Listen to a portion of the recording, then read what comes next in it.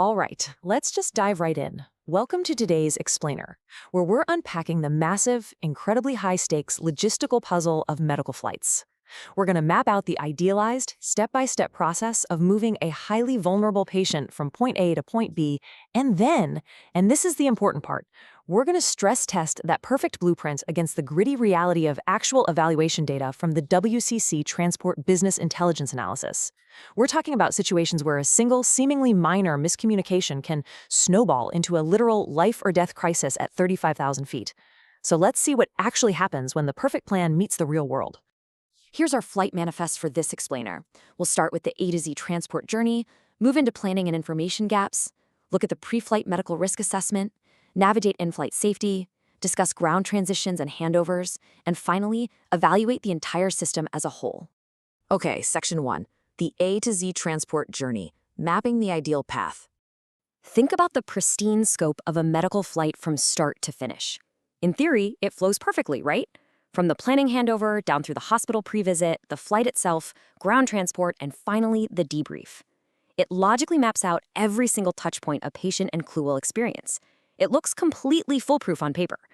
But keep in mind, this assumes an environment operating under absolutely perfect laboratory-like conditions. And that's where the 2026 transport evaluation comes in and completely shatters the illusion of that perfect flowchart. The evaluation data explicitly warns us. This is classic system failure in interfaces, not single links. What that means is the systemic breakdowns don't usually happen within the individual steps themselves. They happen in the handoffs between those steps. When a patient gets moved from a hospital bed to an ambulance or from an ambulance to an aircraft, that is exactly where the danger lies. Moving on to Section 2, planning and information gaps, the first point of failure. The medical escort receives the assignment at Step 1, the handover. At this precise moment, they have to immediately ask themselves a critical question. Is this a genuinely well-planned mission, or is crucial information already missing? Because if the groundwork isn't solid right off the bat, they're essentially walking blindfolded into a high-stakes medical scenario where any missing context could prove absolutely disastrous later on down the line. To catch these early failures, the business intelligence system acts as a mandatory checkpoint. It forces the crew to hit pause. The system strictly requires them to evaluate if they received enough accurate medical information from the planning team to actually do their jobs safely and whether the flight logistics and routings were genuinely sound before they even think about departing. But the evaluation data paints a pretty chaotic picture of what really happens before the flight even takes off. Crews aren't just fighting medical emergencies, they're routinely fighting against systemic planning weaknesses. We're talking about late route information that leaves teams scrambling, terrible user experiences with disjointed apps like Medcube or AppSheet that hide vital data, and scariest of all, crucial missing surgical histories.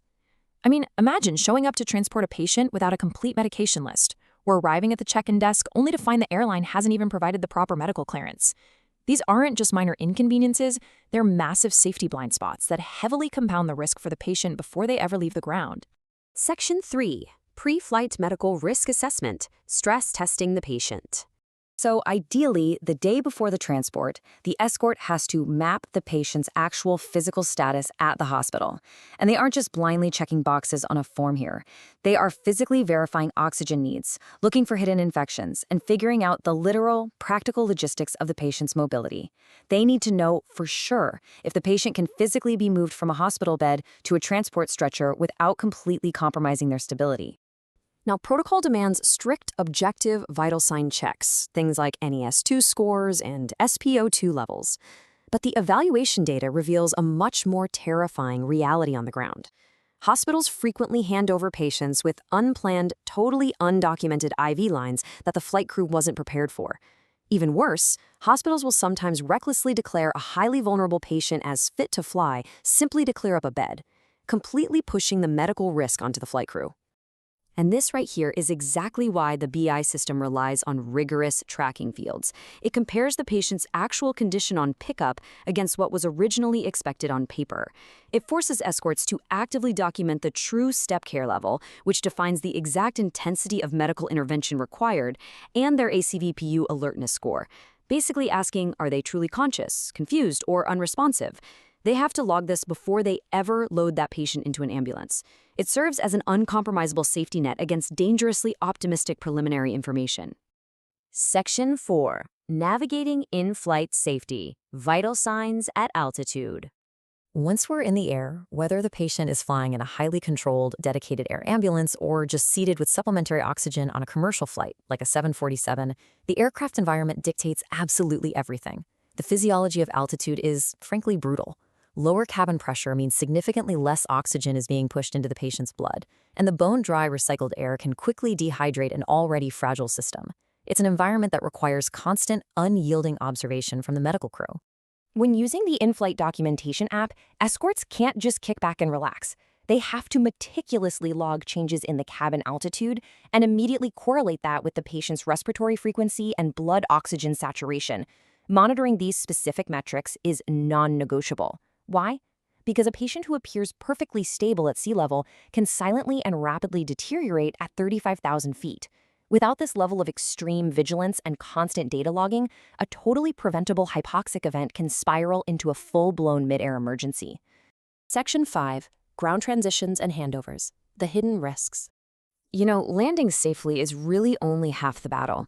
This final sequence of transitions is a massive logistical vulnerability. Just picture maneuvering a critically ill, heavily monitored patient down steep aircraft stairs in the freezing wind, or relying on specialized high loaders just to transfer them to a waiting ground ambulance. It is an incredibly fragile moment in the journey, where a single physical slip-up or mechanical delay can be totally disastrous. Behind seemingly cold administrative data fields measuring waiting minutes for ambulance or hotel suitability, there lies a very real human toll. Long waits on a cold tarmac or lacking a quiet, appropriate place to sleep directly translate into severe physical exhaustion. This kind of environmental stress absolutely drains the reserves of both the vulnerable patient, who is already pushed well past their limit, and the highly stressed medical escort who's responsible for keeping them alive. The 2026 evaluation places a huge emphasis on this exact point regarding ground realities. Suboptimal working conditions, like crews getting literally zero rest before a complex flight, or facing extreme delays waiting for local ground ambulances to show up at the airport, indirectly but severely impact overall patient safety. A crew running on fumes is just way more likely to miss a subtle change in vital signs. A fatigued escort is a vulnerable escort, period. Section 6. Evaluating the entire system, finding the bright spots. Amazingly, though, the evaluation data does show us some truly impressive bright spots. Overall patient satisfaction remains incredibly high across the board, despite the logistical hiccups. And when the planning is properly standardized and proactive, partners like Lufthansa and Viking really step up to deliver phenomenal, life-saving service. It proves that when the logistical links and, more importantly, those interfaces are managed well, the whole system can work beautifully. So, we've seen the flawless blueprint, and we've examined the unforgiving reality of the data. The final question for every single logistics and medical team is this: how will you use this intelligence to stop just logging errors after the fact and start engineering a system where the patient's reality finally matches the perfection of the plan? Thanks for joining me on this deep dive. Catch you next time.